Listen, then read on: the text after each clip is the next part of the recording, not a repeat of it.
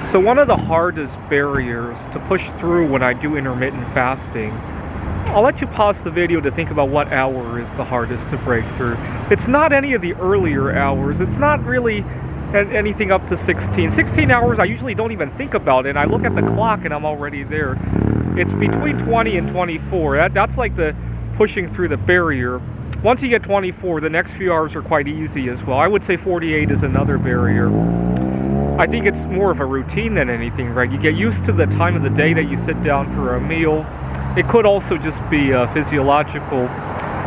But, so I like to give a little bit of a nickname for what happens when I fast 24 hours. I hope to do it next week for the anniversary of the first bombing at the World Trade Center, February 26, 1993. It'll be 29 years next week. I hope to do a 24-hour fast. But when I make it to 24, I call it an interstellar fast. I'll get to why in a second.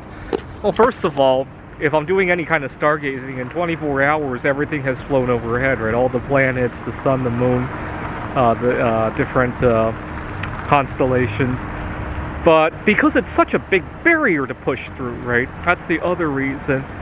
Now, I look very young for my age, and fortunately, I sometimes get benefits there, but unfortunately, it comes with all sorts of weirdness, right? I attract a lot of girls who are many, many years my junior. And so one time, a girl was very attracted to me. She's way too young for me. And I thought to myself, if I could fly to Proxima Centauri and back, she would be the right age for me. I would still be whatever age I am today. And it would just be perfect, right? Unfortunately, I don't have the kind of rocket to do that, but I kind of do, right? If I could keep my body young for another 10 years, that would be the equivalent of going on board a rocket, flying to Proxima Centauri, coming back and saying hello to her, right? And one way to keep my body young is through fasting, obviously.